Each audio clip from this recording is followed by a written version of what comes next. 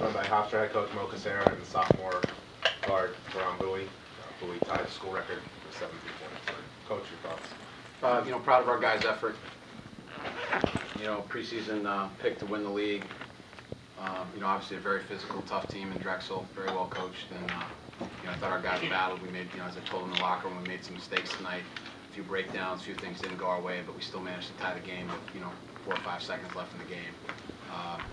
Unfortunately, that's it's the way games end. Sometimes it's part of it. But more than anything, I'm proud of our guys' effort and continued effort through what's been a challenging couple weeks, but we remain in games. We find a way to hang in there and we battle, and I'm proud of our guys. Did you do pretty much everything that you wanted to do in that last sequence there? You had him trapped? I thought so. Obviously it was in front of me. It happens fast. I thought he traveled when he stepped through the guy. Maybe he didn't.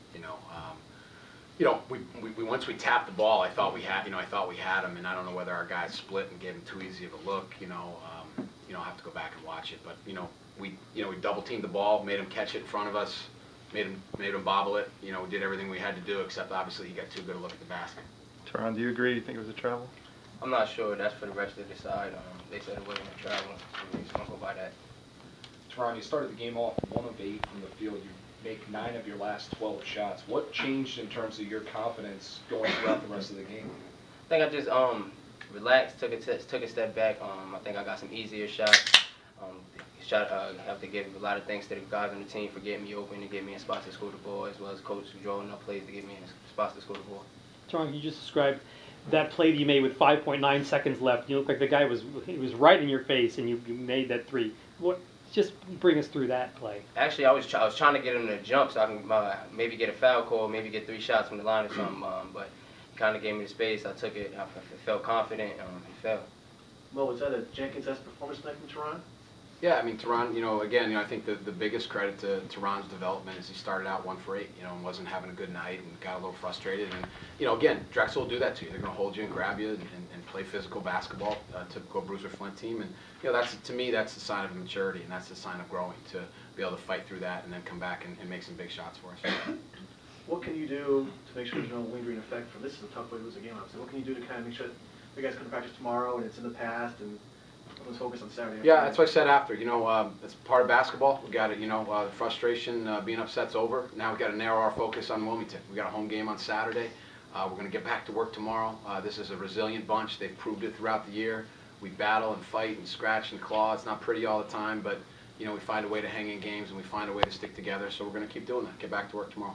What did when they looked at that, they just reviewed to see if he got the shot off? Yeah, they did. Because they can't review a travel. No.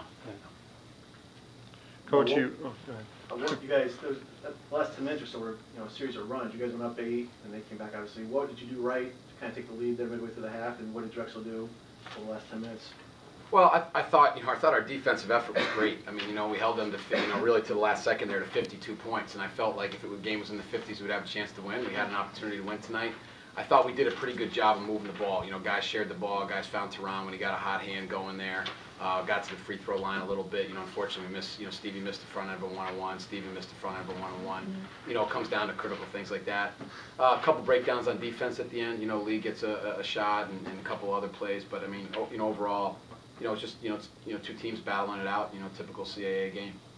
You went about 8 minutes. You held them without a basket in the second half, about 16-minute mark, about the 8-minute mark or so.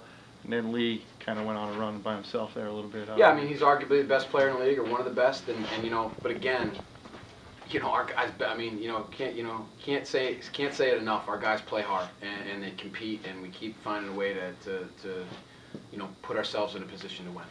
Teron, what's your mindset as the clock winds down? You seem to want the ball in your hand, and you seem to come up and perform. Yeah, I definitely want the ball in my hand. I know the guys on the team are looking for me to have the ball in my hand, so I just want to be confident so that it rub off on them, on the rest of the team. And I think the team looks for me to come up and clutch in big times of the game. So I just try to be there for the team. I'm sure you feel like shell shocked, but when you look at this, how do you look at this game? What do you feel about it? I mean, it's a tough way to lose. Obviously, someone hits a 50-foot shot on you after a tough game like that. It's a tough way to lose. Like Coach said, we're resilient, though. We'll be back in practice, competing tomorrow, getting ready for Wilmington on Saturday. Mo, is there a certain effort to get David more involved inside, or is that just kind of the way his basket's developed? No, I thought he did. I thought he, did a good job. One thing doesn't show up in the box score for Davis. He did a good job. He guarded like 3 different positions tonight. He continues to, give us some things that don't show up in the box score. He had a couple good looks there at the end too that just didn't go in. I thought both times they left his hand, they were in, and they didn't fall. But again, guys are giving us a lot of different efforts from a lot of different guys. You guys are seeming to get out and running more tonight. Is that more of a concern? Well, I think a little bit of that's just Drexel. They're so physical in the half court, and we were getting a little tired. And Tehran got it going a little bit, so we had a couple quick shots. Coach, you mentioned the contact early. Can you expand on that? I mean, we were talking about it was like a wrestling match. Yeah, and then again, that's the way that Drexel plays, and I think they've got some big, physical, tough guys. But you know what? Our guys are tough and physical too. We battled and hung in there. Musa seemed to have a really good stretch in the second half. It may not show up in the box score, but some really strong defense and some good chemistry seems like with Tehran on assists. What are you seeing from Musa? Musa's again, a resilient guy too. He didn't, struggle a little bit in the first half, made a couple mistakes, had a couple breakdowns. I jumped him a little bit at halftime, and comes out and gives us some good play. And again, we're getting different efforts from different guys a lot. And again, I can't reiterate it enough. I'm proud of the way our guys are continuing to battle. Thank you.